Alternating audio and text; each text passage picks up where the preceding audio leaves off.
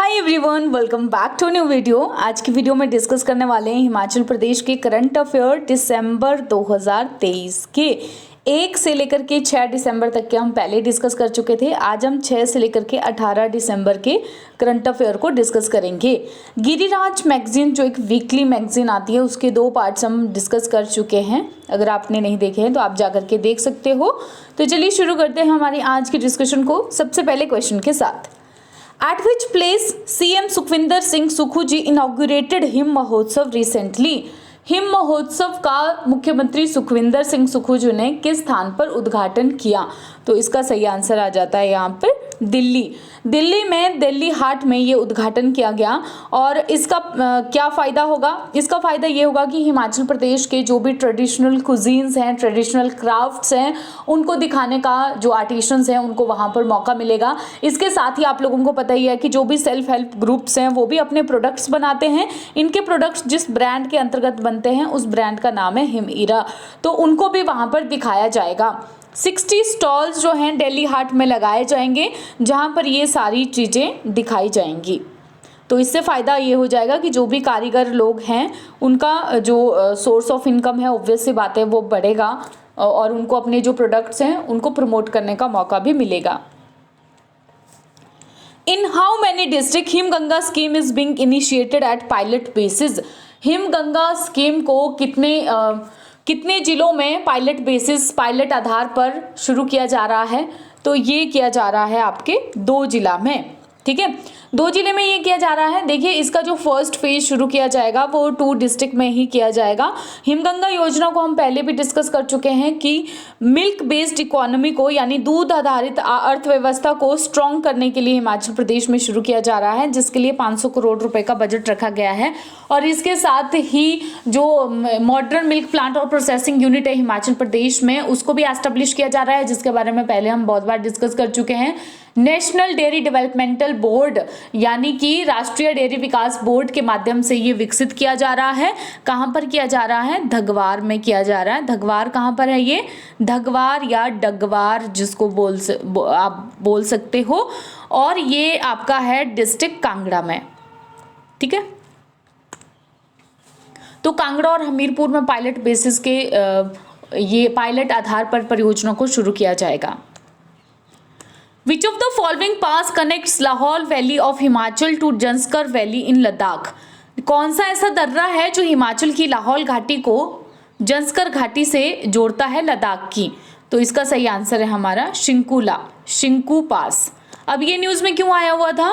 शिंकू पास इसलिए न्यूज़ में आया हुआ था बिकॉज वहाँ से एक डिमांड उठी है लोकल रेजिडेंट्स की कि एक चेक पोस्ट वहाँ पर बननी चाहिए ताकि जो लद्दाख से एनक्रोचमेंट हो रही है यानी अतिक्रमण हो रहा है हिमाचल की तरफ को, उसको रोक दिया जा सके। सारचू जो एक जगह है यहाँ पर ये रिपोर्ट किया गया कि 17 किलोमीटर एनक्रोचमेंट की गई है, 17 किलोमीटर अतिक्रमण कर दिया गया है जो लद्दाख के रेजिडेंट हैं उनके द्वारा। तो यहाँ पर भी ये शिंकू जो पास है, शिंकू दर्रा, वहाँ पर भी पॉसिबिलिटीज़ है कि एनक्रोचमेंट हो सकती है, तो इसलिए यहाँ पर एक चेक पोस्ट बननी चाहिए। इसलिए ये जो हमारा शिंकुला पास है, शिंकुला का मतलब पास ही होता है, दर्रा होता है, इसलिए जो ये शिंकू दर्रा है वो न्यूज़ में बना हुआ था। ठीक, when will be cow dung procurement scheme started in Himachal Pradesh? Himachal Pradesh में गोबर खरीद योजना कब शुरू होगी? देखिए अब किसने सोचा होगा कि ऐसा भी टाइम आएगा, गोबर खरीद योजना को एक शुरू किया जा रहा है, सरकार शुरू कर रही है गोबर खरीद योजना को, यानी कि लोगों से अब गोबर भी खरीदा जाएगा। ठीक है, तो जनवरी 2024 से ये काउ डंग प्रोक्योरमेंट स्कीम यानी गोबर खरीद योजना को शुरू किया जा रहा है। इसका क्या मोटो है, किस लिए इस स्कीम को ऐसे शुरू किया जा रहा है? देखिए अभी आप लोगों को पता ही होगा कि हिमाचल प्रदेश की जो रूलिंग गवर्नमेंट है उनकी एनिवर्सरी हुई, 1 साल कंप्लीशन हुई। इस मौके पर इन्होंने इस स्कीम को अनाउंस किया, घोषणा की कि ये स्कीम अभी चलाई जाएगी हिमाचल प्रदेश में। जो स्मॉल मार्जिनल और प्रोग्रेसिव फार्मर्स हैं यानी कि लघु सीमांत और प्रगतिशील किसान हैं उनको लाभ पहुंचाया जाएगा। इससे गोबर उनसे 2 रुपये प्रति किलो लिया जाएगा। ठीक है, तो अब गोबर भी बिकेगा, तो लोगों का कुछ भी वेस्ट नहीं होगा। गोबर से मतलब कैटल वगैरह जो वो पाल रहे हैं, उससे उनको अपने जो उनकी ज़रूरत की चीज़ें तो पूरी होंगी ही, बल्कि उनका हर एक चीज़, उनकी हर एक चीज़, दूध से लेकर के उनका जो वेस्ट मटेरियल है गोबर, वो भी बिकेगा, वो भी काम में आएगा उनके। ठीक है, फिर इस गोबर को स्टोर किया जाएगा सही स्टोरेज सिस्टम में, और एग्रीकल्चर, हॉर्टिकल्चर और जो नर्सरीज होती हैं वहाँ पर इसको डिस्ट्रीब्यूट किया जाएगा अकॉर्डिंग टू नीड। ठीक है, Which of following agency is executing the Sri Renuka Ji Dam project? Shri Renuka ji dam project को कौन सी एजेंसी क्रियान्वयन कर रही है इसका? तो इसका सही आंसर आ गया हमारा यहाँ पर HPPCL। अब ये श्री रेणुका जी डैम प्रोजेक्ट यहाँ पर न्यूज़ में क्यों आया था? ये यहाँ पर न्यूज़ में इसीलिए आया था बिकॉज जो 95 फैमिलीज़ हैं यहाँ पर, उनको डिक्लेयर कर दिया गया कि भैया ये होमलेस है, इसकी वजह से ये होमलेस हो गई हैं। ये तो वो चीज़, ये वो रिकॉर्ड है जो अभी तक बताया गया है। ठीक, रेणुका जी प्रोजेक्ट्स के बारे में थोड़ा सा आप लोग जान लो कि इसको एग्जीक्यूट कर रही है HPPCL, और ये जो है 40 मेगावाट तक पावर जनरेट करेगा। कैपेसिटी इसकी 40 मेगावाट है। इसमें क्या किया जाएगा? 148 मीटर ऊंचे रॉक फिल बांध का निर्माण किया जाएगा। किस नदी के ऊपर? गिरी नदी के ऊपर, ददाहू में, सिरमौर डिस्ट्रिक्ट में जो ददाहू जगह है वहां पर। एस्टिमेटेड कॉस्ट कितनी है इसकी? अनुमानित लागत कितनी है? 6,947 करोड़ रुपए है। ठीक है, और न्यूज़ में इसीलिए आया हुआ था बिकॉज ऐसे बोला गया कि 95 फैमिलीज जो है यहाँ पर होमलेस, जिनके पास कोई भी घर नहीं है, वो डिक्लेयर किया गया है। Which of the following state has highest unemployment rate in urban area according to latest quarterly periodic labor force survey? एक सर्वे आया है मासिक आवधिक श्रम बल सर्वेक्षण के अनुसार किस राज्य के शहरी क्षेत्र में बेरोजगारी दर सबसे ज्यादा अधिक है? तो इसका सही आंसर आपका यहाँ पर आ जाता है हिमाचल प्रदेश। ठीक है, अनएम्प्लॉयमेंट, बेरोजगारी दर जो है हिमाचल प्रदेश के शहरी एरिया में सबसे ज्यादा रिपोर्ट कर दी गई है। हाईएस्ट अनएम्प्लॉयमेंट रेट है किस एज में? 15 to 29 के एज ग्रुप में है ये भी याद रखना। इसके बाद सेकंड जो प्लेस आ गया आपका वो राजस्थान आ गया, और थर्ड आपका आ जाता है जम्मू एंड कश्मीर का। गुजरात और जो दिल्ली है इनके पास लोएस्ट जॉबलेसनेस रेट है, यानी कि जो बेरोजगारी की दर है वो सबसे ज़्यादा कम है गुजरात और दिल्ली में। ठीक, मेल की अगर हम बात करें, सिर्फ मेल्स को अगर हम ले 15 to 29 के एज ग्रुप के, तो राजस्थान का हाईएस्ट अनएम्प्लॉयमेंट रेट है 27.7% है जिनका, और सेकंड में फिर हिमाचल प्रदेश यहाँ पर आ जाता है। हिमाचल प्रदेश और राजस्थान दोनों ही बेरोजगारी में टॉप कर रहे हैं। इस डेटा को रिलीज किसने किया था? इस डेटा को रिलीज किया ministry of statistics and programme implementation ने। ठीक, सांख्यिकी और कार्यक्रम कार्यान्वयन मंत्रालय ने इसको लॉन्च किया था। ये जो पीरियोडिक फोर्स लेबर सर्वे है, इसको 2017 में शुरू किया गया था। क्यों किया गया था इसको? ताकि जो एम्प्लॉयमेंट और अनएम्प्लॉयमेंट का जो रेट है वो पता लगा दिया जा सके, और उसके लिए डिफरेंट इंडिकेटर्स भी हैं, जैसे वर्कर पॉपुलेशन रेट हो गई, लेबर फोर्स पार्टिसिपेशन रेट हो गया, अनएम्प्लॉयमेंट रेट हो गया, एटसेट्रा। नेक्स्ट आ गया, which of the following district bag overall trophy at 24th forest sports meet? किस जिले ने 24वीं वन खेल प्रतियोगिता में समग्र ट्रॉफी जीती? तो इसका सही आंसर यहाँ पे आ जाता है हमीरपुर। ये एक आयोजित किया गया था फॉरेस्ट स्पोर्ट्स मीट, जिसमें हमीरपुर को फर्स्ट ट्रॉफी मिली है, ओवरऑल ट्रॉफी मिली है first. Which among the following district tops in education index? Education index में किस जिले ने टॉप किया है? तो इसका सही आंसर यहाँ पर आ जाता है हमारे कांगड़ा। कांगड़ा है फर्स्ट, मंडी को मिला है सेकंड रैंक। ठीक है, मंडी को सेकंड रैंक मिला है, और इसमें ये बताया गया है कि जैसे हमीरपुर को 4th रैंक मिला है। आपको पता है कि हमीरपुर को ऐसे बोला जाता है, बोला क्या जाता है, रिकॉर्ड्स में है हाईएस्ट लिटरेसी रेट हमीरपुर में है। ठीक है, जो भी लेटेस्ट सर्वे हुआ था उसके अकॉर्डिंग हमीरपुर में, लेकिन इसको यहाँ पर अभी क्या मिला? 4th स्पॉट मिला। और हैरानी की बात इसमें सबसे ज़्यादा ये बताई गई थी कि जो सोलन है, सोलन को 10th स्पॉट मिला है। 10th स्पॉट मिला है, वहाँ पे इतनी सारी जो यूनिवर्सिटीज़ हैं, इसके बावजूद भी इसको एजुकेशन इंडेक्स में 10th स्लॉट मिला हुआ है। अब ये जो रिलीज किसने की लेटेस्ट फिगर्स, ये इकोनॉमिक्स एंड स्टैटिस्टिक डिपार्टमेंट 2022, आर्थिक और सांख्यिकी विभाग 2022 ने ये रिलीज की थी, जिसके अकॉर्डिंग ये बताया गया कि सोलन को 10वां स्थान मिला है, कांगड़ा को पहला और मंडी को दूसरा स्थान मिला है। एजुकेशन इंडेक्स को कैसे कैलकुलेट करेंगे, retention rate at primary level and transition rate from upper primary to secondary level. Retention rate क्या होता है, रिटेंशन रेट होता है कि कोई भी बच्चा जब स्कूल में जाता है, एनरोल करता है क्लास में, ठीक है, एनरोल हो गया, दाखिला ले लिया, उसके बाद वो अपनी एजुकेशन को वहां पर कंप्लीट करता है, ठीक, मतलब दाखिला लिया है और एजुकेशन को कंप्लीट भी करता है। अगर आपका लो रिटेंशन रेट होगा किसी भी जगह पर, अगर लो रिटेंशन रेट होगा, इसका मतलब क्या होगा, हाई ड्रॉप आउट्स होंगे, ज्यादा बच्चे स्कूल को छोड़ेंगे, ठीक है। और ट्रांजिशन रेट क्या होता है, ट्रांजिशन रेट होता है 1 ग्रेड से सेकंड ग्रेड में, मतलब दूसरी जो नेक्स्ट ग्रेड है उसमें कितने बच्चे गए हैं, ठीक, इन इंडिकेटर्स को देखा जाता है। रिटेंशन रेट जो है वो इंक्रीज हो गए हैं सारे डिस्ट्रिक्ट में, किन्नौर, बिलासपुर और कुल्लू को छोड़ करके, यानी कि बच्चे जो हैं ज्यादा दाखिला ले रहे हैं, अपनी एजुकेशन को भी कंप्लीट कर रहे हैं। ट्रांजिशन रेट भी डिक्लाइन हुए हैं 5 डिस्ट्रिक्ट में, ठीक है। When was Great Himalayan National Park established? Great Himalayan National Park कब एस्टेब्लिश किया गया था, ये करंट अफेयर में क्यों आया था, बिकॉज ये न्यूज में आया हुआ था। तो 1984 में स्थापित किया गया था ग्रेट हिमालयन नेशनल पार्क।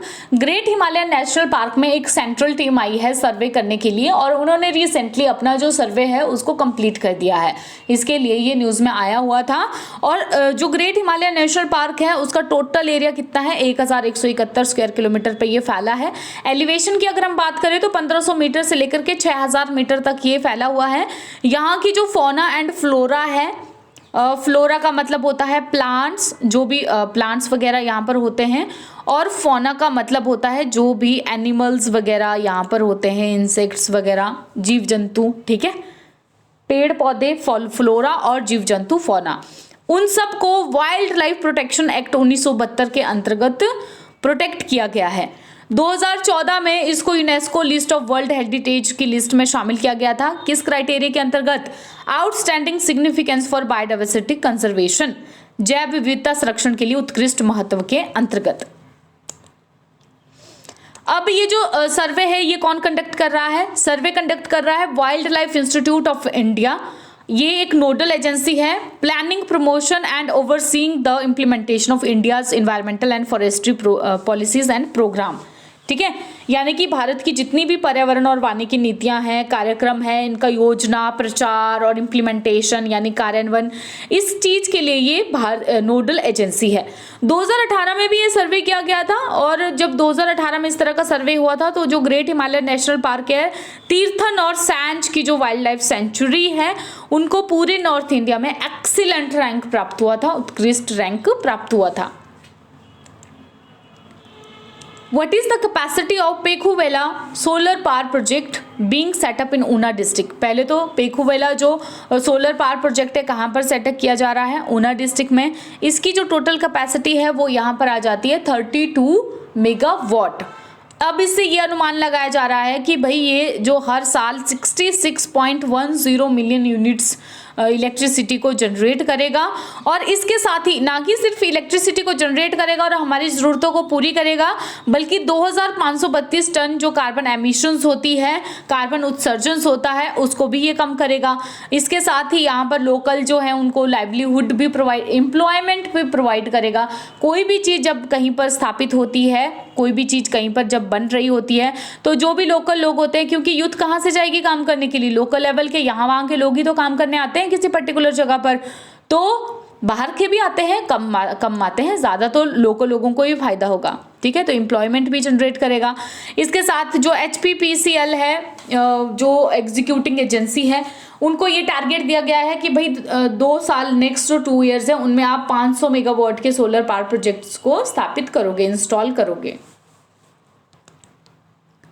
अच्छा, इसमें एक और चीज यहाँ पे बताई गई थी, अभी तो हमने देखा था कि जो फर्स्ट फेज है राजीव गांधी स्वरोजगार योजना का, वो शुरू कर दिया गया है, 680 करोड़ रुपए की योजना है। इसका जब सेकंड फेज होगा तो इसमें क्या होगा, जो ग्रीन एनर्जी है, हमारी हरित ऊर्जा है उसको एम्प्लॉयमेंट जनरेशन के साथ जोड़ दिया जाएगा, इंटीग्रेट कर दिया जाएगा। कैसे इंटीग्रेट कर दिया जाएगा कि जो भी यंग इंडिविजुअल्स हैं स्टेट के, अगर वो सोलर पावर प्रोजेक्ट को स्थापित करना चाहते हैं जिनकी टोटल कैपेसिटी है 100 किलोवाट से 1 मेगावाट, उनको 40% की सब्सिडी भी दी जाएगी। ठीक है, तो ना कि हम सिर्फ हरित ऊर्जा को प्रोड्यूस करेंगे, ग्रीन एनर्जी को प्रोड्यूस करेंगे, बल्कि हम लोगों को, यूथ को एम्प्लॉयमेंट भी देंगे। हम नहीं देंगे, सरकार देगी। ऐसे सरकार ही कह रही है कि हम देगी। ठीक है, हम देंगे, मैं नहीं कह रही हूं, मैं नहीं दूंगी। Which of the following university has got Green University Award at COP28 recently? Green university award जो है किस यूनिवर्सिटी को मिला है COP28 में? तो ये आपके मिला है IIT मंडी को। किस इंस्टीट्यूट होएगा यहाँ पे? इंस्टीट्यूट। ठीक है, किस संस्थान को मिला है? ये अप्रोप्रिएट वर्ड है। किस संस्थान को मिला है? तो IIT मंडी को मिला है। कहाँ पर हेल्ड किए गए थे? ये UAE में किए थे, यूनाइटेड अरब अमीरात में किए गए थे। किसने दिए ये अवार्ड? तो ये अवार्ड दिए गए आपके ग्रीन मेंटर्स के द्वारा। ग्रीन मेंटर्स क्या है? एक गैर सरकारी संगठन है, यानी नॉन गवर्नमेंटल ऑर्गेनाइजेशन है, जो कि संयुक्त राज्य अमेरिका में संयुक्त राष्ट्र आर्थिक और सामाजिक परिषद के साथ विशेष सलाहकार का दर्जा रखता है। तो IIT को मिला यहाँ पे ग्रीन यूनिवर्सिटी का award. Which of the following state has lowest suicidal rate across country in 2022? कौन सा ऐसा स्टेट है जिनमें सुसाइड रेट जो है सबसे कम है, आत्महत्या दर 2022 में कम रिपोर्ट की गई? तो ये आपका फर्स्ट मणिपुर आ जाता है। फर्स्ट मणिपुर आ जाता है और सेकंड आता है हिमाचल प्रदेश यहाँ पर। ठीक है, हिमाचल प्रदेश में सेकंड लोएस्ट सुसाइडल रेट है। ये डेटा किसने रिलीज किया है? डेटा रिलीज किया NCRB ने, यानी नेशनल क्राइम रिकॉर्ड ब्यूरो ने, राष्ट्रीय अपराध रिकॉर्ड ब्यूरो ने इस डेटा को रिलीज किया। हिमाचल प्रदेश में 27.6% का जो डिक्लाइन है वो दर्ज किया गया 2022 में। ऐसे बोला जा रहा है कि 2021 में जो ये सुसाइडल रेट थे वो राष्ट्रीय जो एवरेज आती है, नेशनल एवरेज जो आती है 12%, 1 लाख की पॉपुलेशन में 12%, ये नेशनल एवरेज है। इतना ही हिमाचल प्रदेश में था 2021 तक, लेकिन 2022 तक ये क्या हो गया? कम हो गया। तो हाँ, 8.7% ये ड्रॉप हो गया। तो ये थे हिमाचल प्रदेश के कुछ एक करंट अफेयर्स जो हमने अभी डिस्कस किए 6 से लेकर के 18 तक के, और इसमें मैंने नेशनल और इंटरनेशनल करंट अफेयर्स को इंक्लूड नहीं किया हुआ है। ये करंट अफेयर हमने दी ट्रिब्यून का Himachal page plus times of India का हिमाचल पेज और एक हिंदी न्यूज़पेपर जैसे अमर उजाला हो गया, इनसे कंपाइल किए हैं। इसकी कंपाइलेशंस भी 6 मंथ्स की चैनल पर है, अगर आप देखना चाहते हो तो। आज के डिस्कशन में इतना ही, जल्दी मिलेंगे एक नई और बेहतरीन वीडियो के साथ।